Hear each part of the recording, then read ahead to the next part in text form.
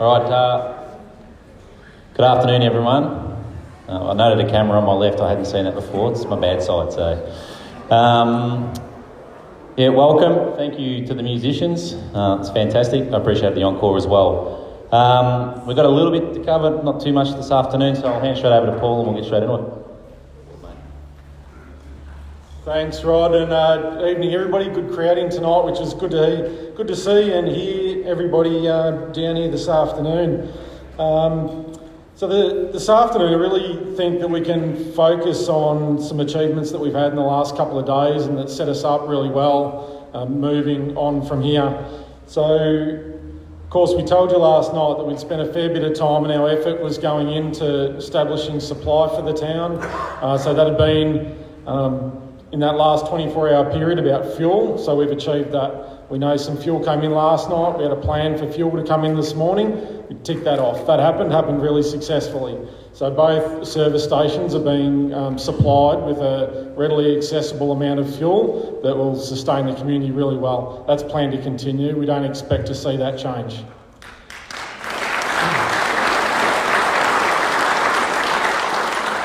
Of course, that was only achievable because of what was done on the roads. We know that.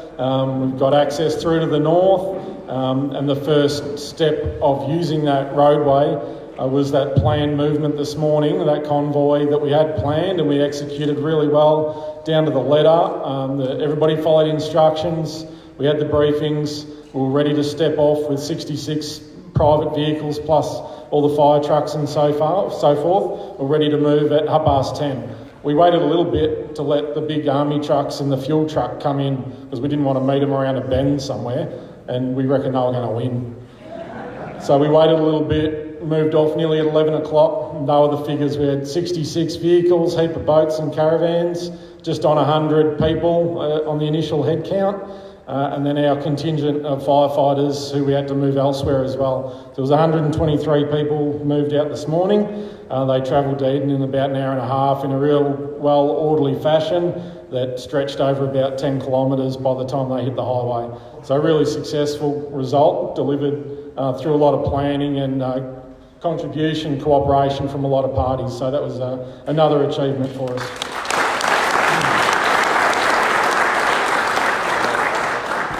The next one that I can't take too much credit for, but I'm going to report on anyway, is with the power grid. And some of you might have got a surprise this morning when you got home or...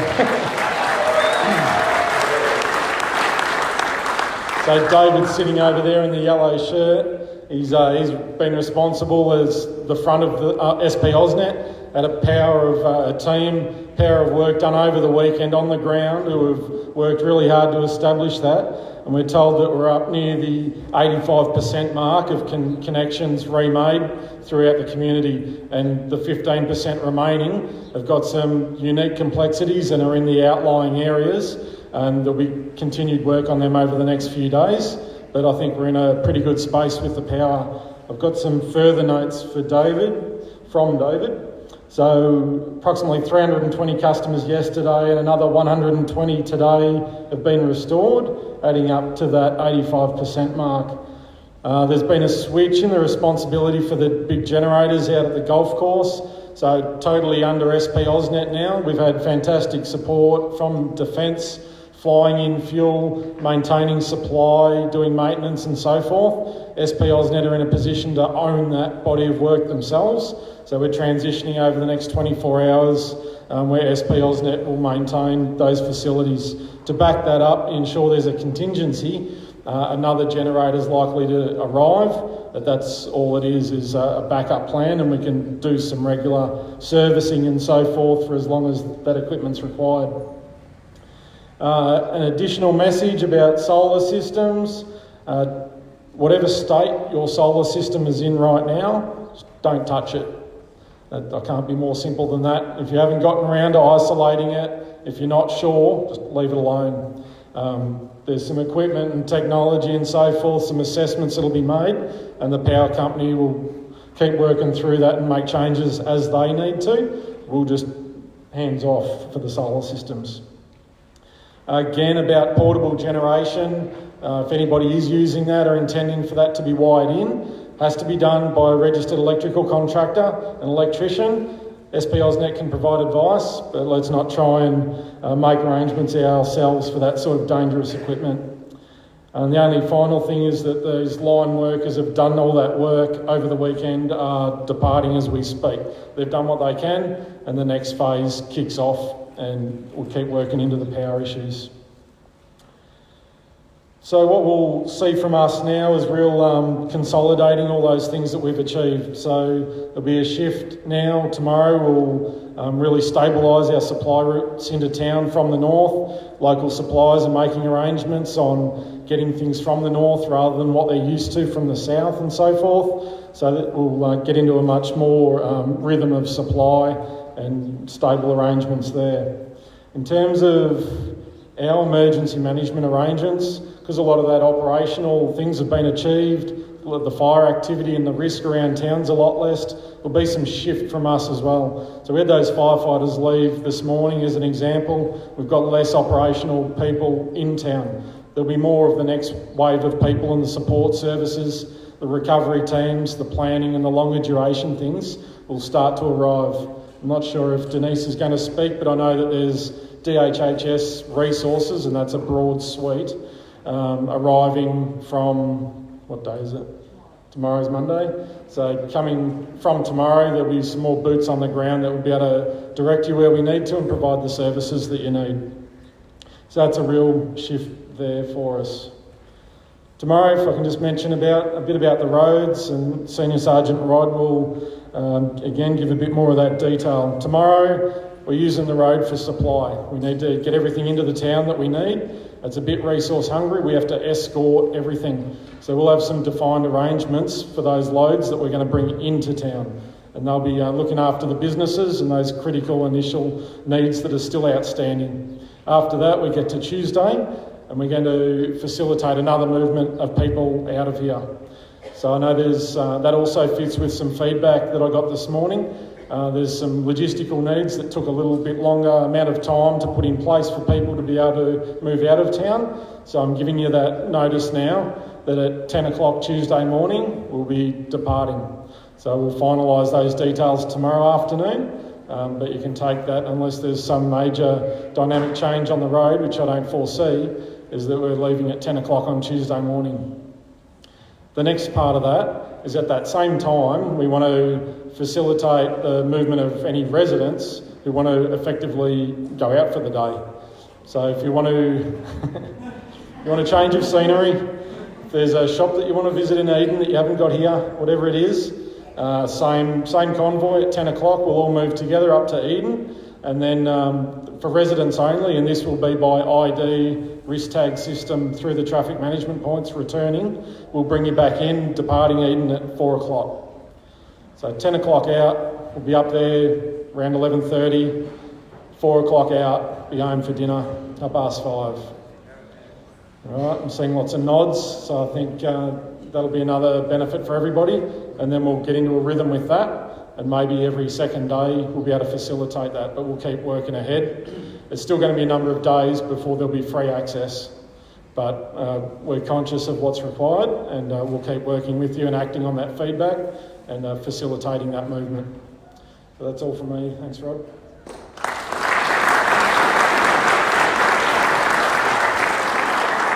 Call upon Denise from DHS, please.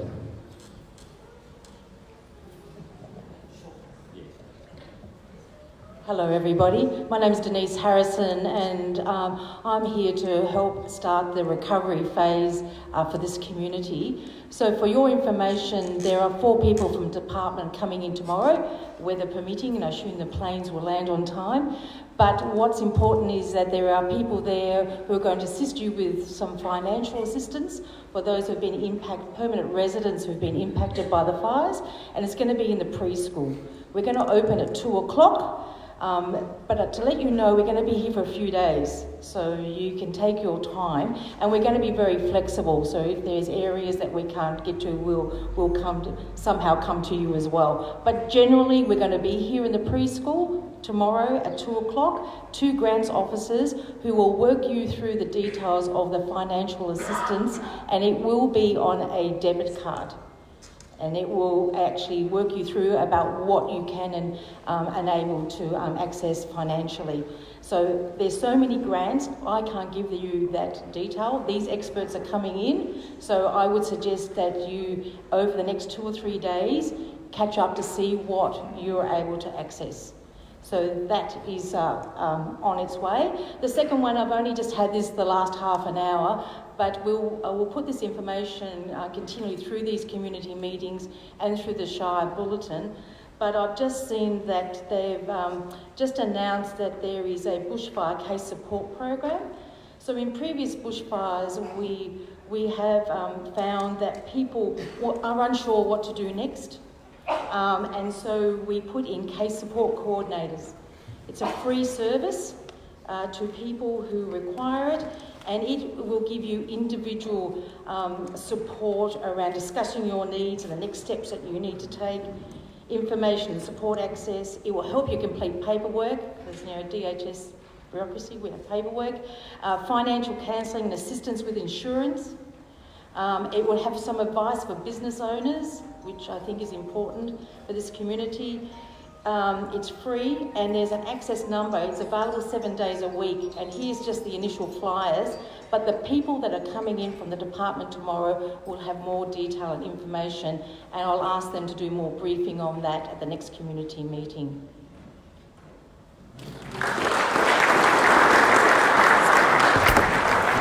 Thanks, Denise. So we've sort of covered off on the stuff for tonight. So there's been no change in the health services, so they've sort of opted not to speak. But keeping in mind, there's plenty in town at the moment. So we've got the local GP and the clinic that are working really hard to support everyone, and they're being supported really well by our ambulance friends and our defence friends who are, set up sort of higher level medical facilities. So there's a lot available. Please reach out and access it. If you're feeling unwell, come and see us. Get some help. And if you know someone that's at home and they're isolated and they're feeling unwell, tell someone. Tell the Red Cross, come and see the police, go and see the ambulance service, tell someone, and we will go and reach out to them to make sure they're okay and home, and we can look after them. So today was a bit of a wild ride. I honestly didn't know how it was going to end, but it went without a hiccup.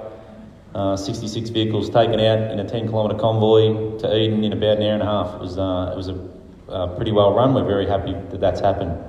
And that's going to extend now. Obviously, as Paul alluded to, we're looking to try and make as much opportunity to get in and out of the town and resupply and support so that we can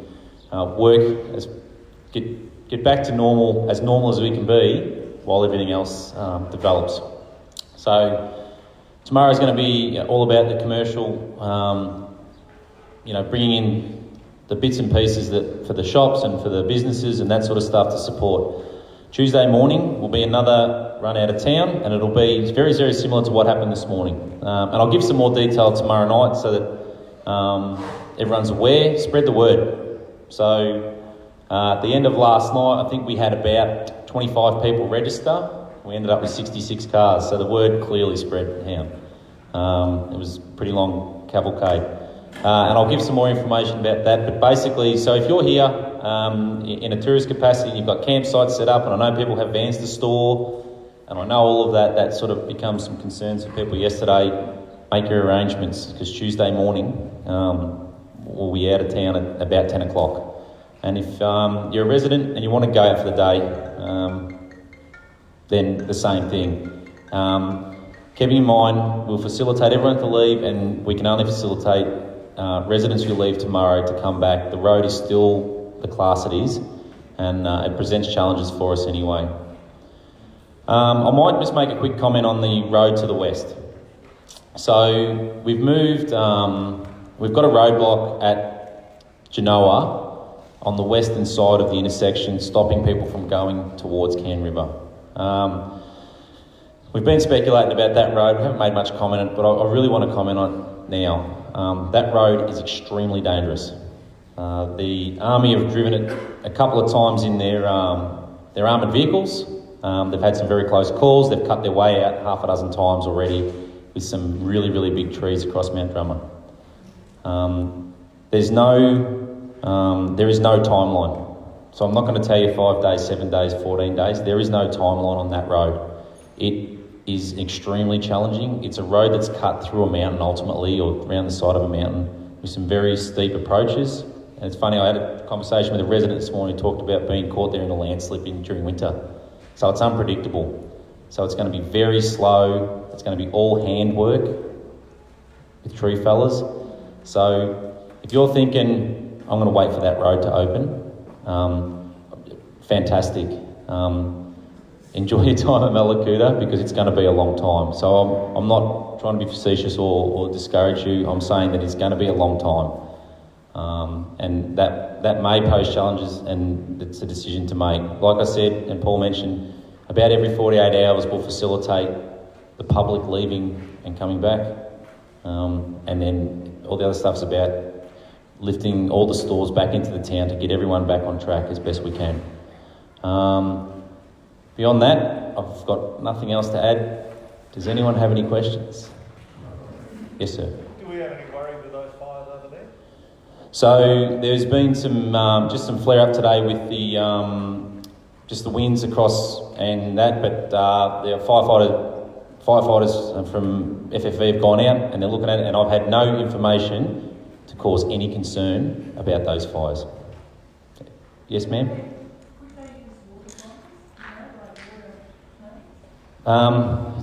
They could use them, but our firefighters, the resources we have here are sufficient to manage what we've got.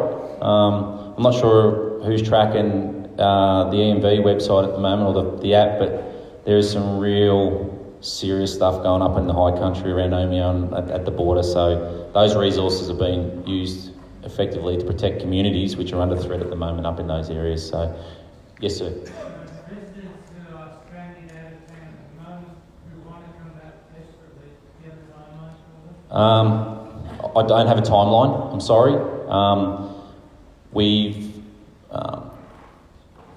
We've spent a lot of time talking about that, and it is at the front of my mind. And it's genuinely, I understand, and I'm very conscious of persons who are out of the community that want to get back in. I'm very, very conscious of it, and we are making every effort to make that as quick as we possibly can. And there are multiple things that are in play with that around houses that have been destroyed and other issues that exist in an emergency sense that are prohibiting us from allowing that at this point. But I will endeavour to give you an update at every community meeting as to where we are with it. And I know that everyone's in contact with friends and relatives who have left. I won't just pave it off. You ask me again tomorrow night, and I'll do my best to know a bit more what I can. Yes, sir. Is there any fuel available for us to use either small enough? The petrol station's open. Feel free to fill up your car.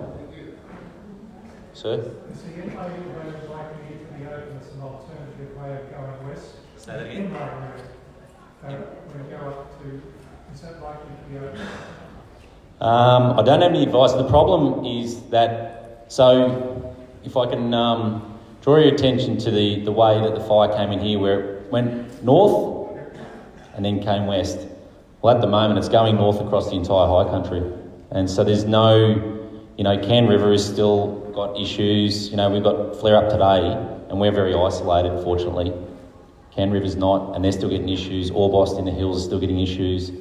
It's sort of on that axis across Bendock. So the trucks that left today are going to Delegate to help fight in that area. So that's sort of, starting to threaten Bombala and southern New South Wales. So, yeah, I apologise. That's the best I can give, but it gives you a fair indication of where we're at. Yes, ma'am.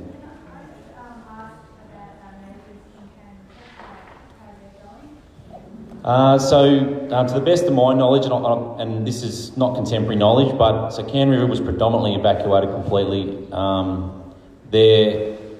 The place has been secured and looked after to the best that we can do, but there's not a lot of extra information I have.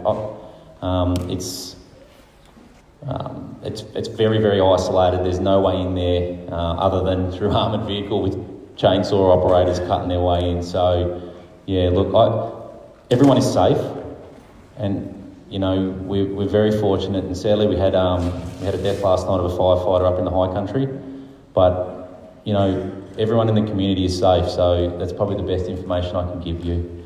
Yes, sir, you in the middle. Do you have a recommended route from the meetings at Canberra to the Commonwealth? We didn't recommend any route. What we did was refer people to the New South Wales advice lines and so the RFS app, the Rural Fire Service, the Fires Near Me app, and the Bega Valley Shire Facebook page had so much information on it, which is best put by them, and gave the safest possible route. And that's what we relied upon. Our partner agencies in a state said, don't give information. Give them their apps and let people follow it themselves, and that's how we did it, and it's been successful. So, how many people will be left in town, do you think? My best guess, without, is maybe 1,000, 1,100. That's my best guess, and not everyone's registered. We estimate there was somewhere in the vicinity of about 300 people that didn't want to register or didn't register. It presents challenges for us from a couple of reasons. I appreciate people, their privacy and uncertainty about why registering and stuff. I genuinely do. That creates a challenge for us around logistics. How much power are we going to use? How much water do we need? How much food, fuel? But I respect that as well. So I think we're somewhere up to about 1,100 after the 123 that left this morning. So, yeah. Yes, ma'am. Last night in the wind there was a lot of tin noise and flying tin. Is there a contingency plan to make anything safer? There is. So we've been working very closely. It's funny, a couple of days ago, while we maintained a very good operational focus, we started talking about recovery. When you consider there's a lot of fire activity still happening in the high country, we're talking about recovery, which is a great place to be, I think. But the clean-up of sites is extremely challenging.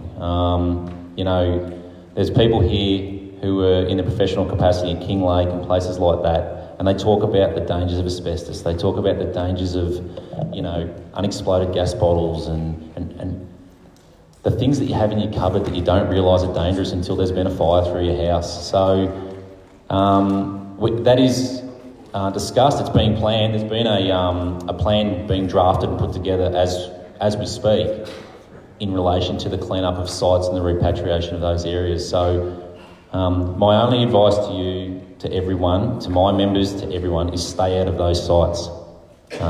There is asbestos on the ground that if you disturb it, if you leave it alone, it'll be fine. But if you disturb it, it may hurt you. There's nails, there's all sorts of things, and there's tin and chimneys that can collapse. I'm sure I could go on and on and on, but yeah, there is talk, there is planning already going into it, and what does that look like? I can't tell you at this stage, I'm sorry. Anyone else? Yes, sir.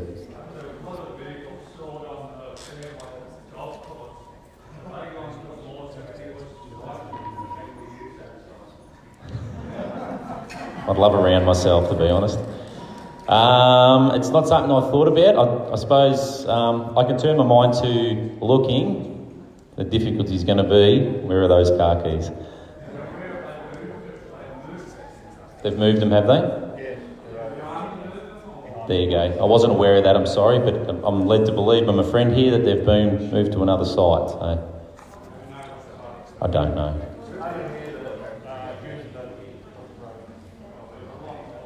Yeah, there are some roads. If you come and see me offline, and I'll take your details and I'll make that inquiry on your behalf.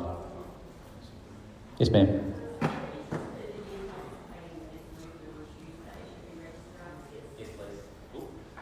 The question was, if you're interested in moving on Tuesday, should you register after this? Actually, wait till tomorrow night. It'll save our friends and it won't get lost in translation. But yeah, please do. There'll be a lot more detail tomorrow night. It'll make it easier. Yes, sir. Let's say yes, but we'll go on a stagger. But yeah, I think you with the hands in the middle. Say that again.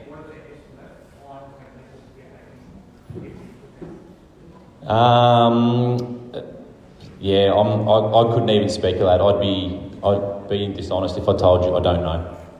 That's a challenge. So we'll move to different phases of access. The next one generally becomes residents and displaced persons, and then after that, before we're open to the general public, I can't comment on that. I don't know. Some time, sorry. Yes, sir. Is that what the status is of the road from Eden to Bega, again, as I said before, I'd refer you to the information that New South Wales government have supplied. It's the most accurate, and I don't know it off the top of my head, so I'd be amiss of me to comment. Yes, sir.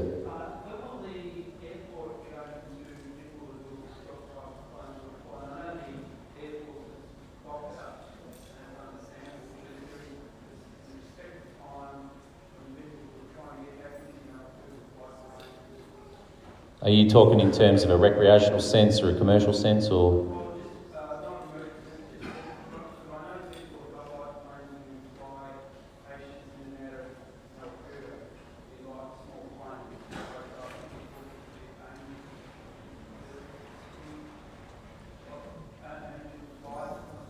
Yep.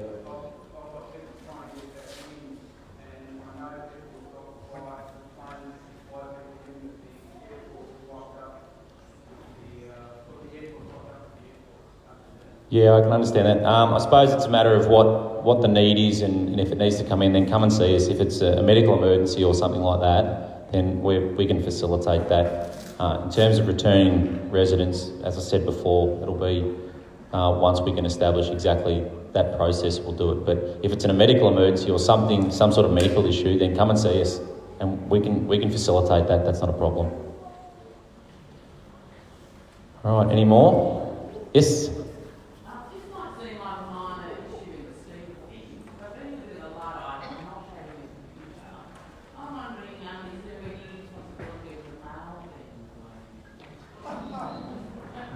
It's like you've been sitting in the back of our meetings for the last few days.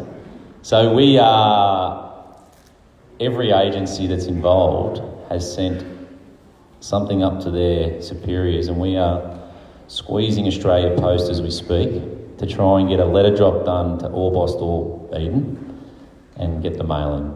So we are, it's funny, it's been a topic of conversation at the last 4 emergency management team meetings, so yeah, it's on our minds. Any more? Yes? Sorry,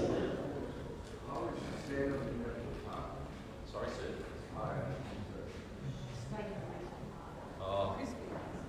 I don't have any information to give you about that, I'm sorry. There's been significant fire activity. It's, I don't know. Sorry, what was the question? The state of the national park. Oh. Yeah. Is that right? Was that the question, sir? Yeah, I'm sorry. All right, if that's it. Yes, sir. You mentioned about the apps for accessing exits. Yes. Can you nominate a couple of them that we can So the Rural Fire Service app, the Fires Near Me app is a New South Wales app. Fires Near Me app, and they're both pretty good. There's a lot of information, and the Bega Valley Shire Council Facebook page, if you happen to be on social media, is also very useful. But there you go, New South Wales live traffic. So there's a lot of information there that will get you what you need. There's no problem. Any last? Yes? The air quality, is it like, what's the status? So Being outside for periods of time? at the moment, there's no, we've had no information from the EPA to say that it's not fine to be outside, out and about. Yeah, there's no information. I kind of feel it, but I thought, well, maybe. Yes, I'm loving the clear air and no smoke. It's been fantastic, so. Any more? All right, well, we thank you all again for your patience, and we'll see you tomorrow night.